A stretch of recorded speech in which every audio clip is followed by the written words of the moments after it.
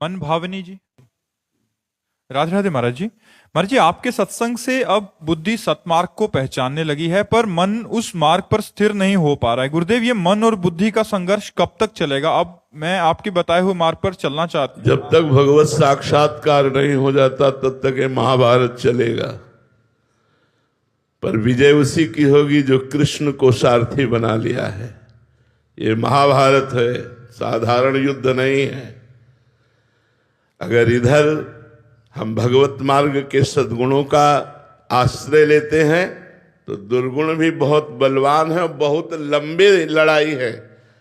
जो लड़े हैं उनको पता है, ये कोई वर्ष 2 वर्ष या माला 2 माला से विजय प्राप्त होने वाली नहीं है। सातु दीर्घ काल निरंतर सत्कार सेवितो दृढ़ भूमि, जो दीर्घ काल तक निरंतर आदर सहित भगवत आराधना करता है, भगवत चिंतन करता है, वो षड विकार जित अनघ अकामा, निष्पाप हो जाए, निष्काम हो जाए, काम क्रोध लोभ मोह मद मत्सर इन पर विजय प्राप्त कर ले, वही भगवदानंद में स्थित महापुरुष सर्वलोक मंगल करता है।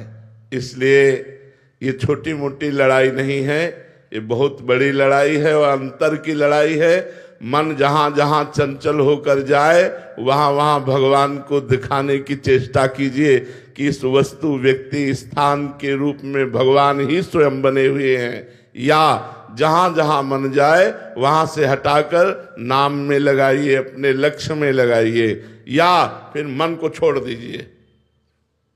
जा, मेरे बिना तू कुछ कर ही नहीं सकता, मैं स्वीकृति ही नहीं देता, जा तू जहां जाना है। तो जैसे समुद्र में जल जहाज का पक्षी उड़ करके जाएगा कहाँ, बैठना तो उसे जहाज में ही पड़ेगा, ऐसे वो मन आपका आश्रय लेगा। तो इसलिए मन को विविध प्रकार के अभ्यास के द्वारा परमात्मा में दृढ़ करना चाहिए, और ये अभ्यास बहुत काल तक किया जाए तब दृढ़ भूमि, तब वो चंचलता त्याग करके भगवान के रस में डूबने लगता है, भगवद रस में डूबने लगता है। ब्रह्मानंद, ज्ञानानंद, भगवदानंद, जो विज्ञानानंद, ये सब नाम दिए गए हैं, वो उसी परमात्मा रस के हैं, उसी रस में डूबने लगता है। फिर मन चंचल नहीं होता। जब तक भगवत साक्षात्कार नहीं होता तब तक ये लड़ाई चलती रहेगी, और इस लड़ाई में सहयोगी सत्संग है। साधन को हरि भजन है, कै सत्संग सहाय। साधना मुख्य भजन है और सहायक सत्संग है। अगर साधु संग मिलता रहा तो लड़ाई में विजय प्राप्त कर जाओगे। अगर साधु संग नहीं मिला तो उत्साहहीन होकर हम हार जाएंगे, क्योंकि